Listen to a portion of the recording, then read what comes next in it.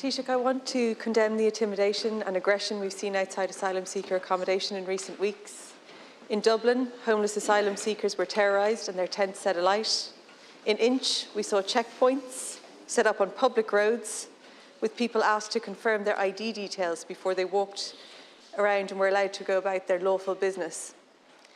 In Santry over the weekend, masked people on the far right acted with apparent impunity and controlled entry into an industrial estate.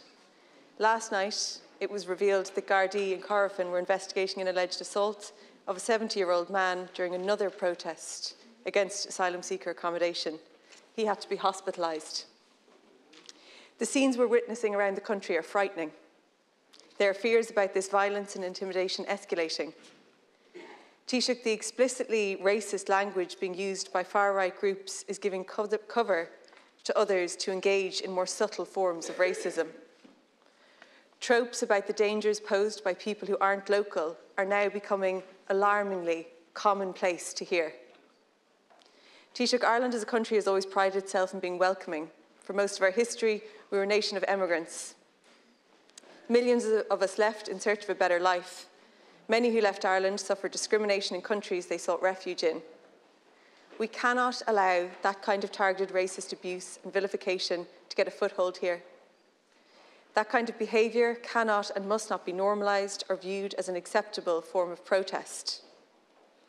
I think everybody in this House has a responsibility to show political leadership on this issue. There should be no equivocation about condemning the treatment of asylum seekers we are witnessing. I want to commend the actions of local communities all over the country who've already welcomed tens of thousands of refugees into their areas. Many have and are setting up welcoming committees to help integration in their communities, but they can't do this work all alone, Taoiseach. That's why we have to see communication from government with communities, not to offer vetoes, but to outline supports and provide resources that will help with integration. Because, Taoiseach, what we're learning so quickly is that without any communication, there is a huge void, and that void is being filled with misinformation, and the consequences of it are horrific.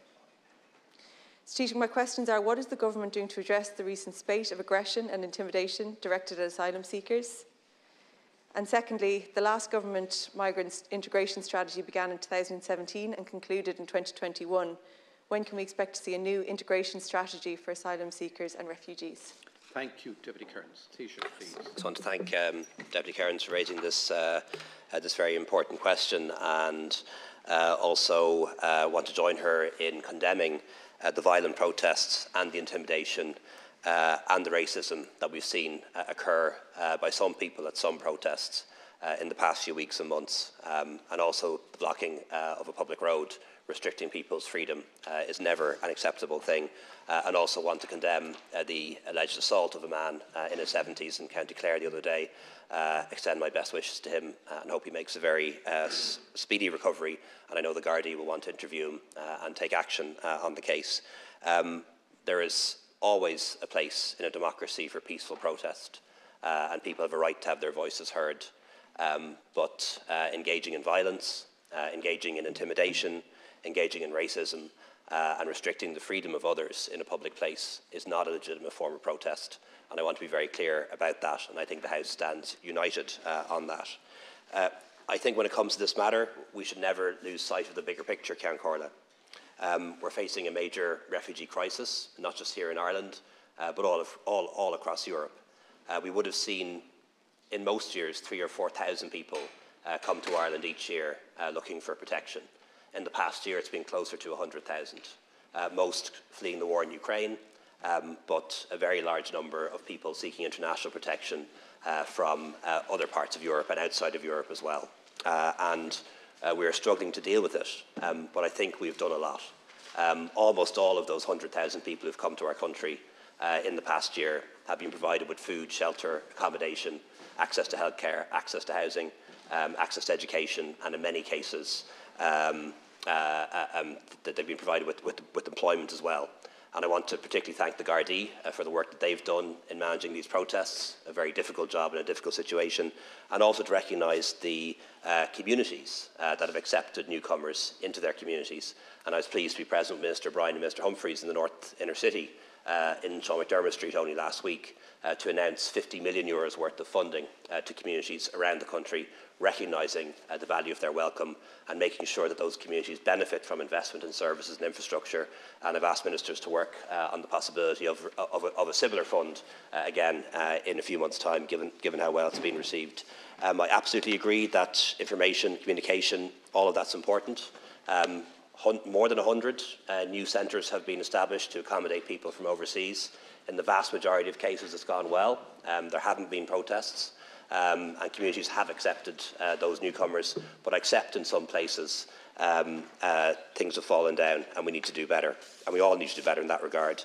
But just to give you a small example, Minister Gorman and Minister Bryan and their teams have done over 20 meetings with local elected reps and community groups just in the short period behind us. And that, of course, is going to continue, and we're beefing up the communications team, both around Minister Bryan and by my department as well. Taoiseach, I think we all appreciate that, and we need to see more of it, because the point is, when there isn't those meetings taking place, that empty void is filled with misinformation, and the consequence of that is what we're seeing, and it's too horrific to allow to continue. And speaking about the bigger picture, like you mentioned, Catherine Day in a report last November urged the government to develop a long-term strategy to the crisis. She said it was imperative that the government act quickly and build state-run, not-for-profit reception and integration centres. And she said it was feasible to deliver 2 by the end of this month and a further 4 by the end of the year. So I'm wondering if there's been any progress on that. I think because, like last week, there were more than 500 asylum seekers on the street with no available accommodation, and then the Irish Times were reporting that there was 1,250 vacant rest centre beds in 27 locations across the country. And then as we speak, 250 homeless asylum seekers are still looking for somewhere to go and only being provided with a €28 Duns voucher. It's difficult to feel like there is a real overall strategy that's actually working and having an impact on the ground and in the communities. Just for more questions, Taoiseach, you said on Friday that the Integration Minister, Roderick O'Gorman, has been asked for and given more additional staff. Can you confirm how many additional staff in the Department of Integration have been seconded or hired to assist with this work? And what is the plan for the long-term strategy for state-run integration centres? Thanks, Deputy. The Department of Integration and Equality is working on a range of new equality strategies.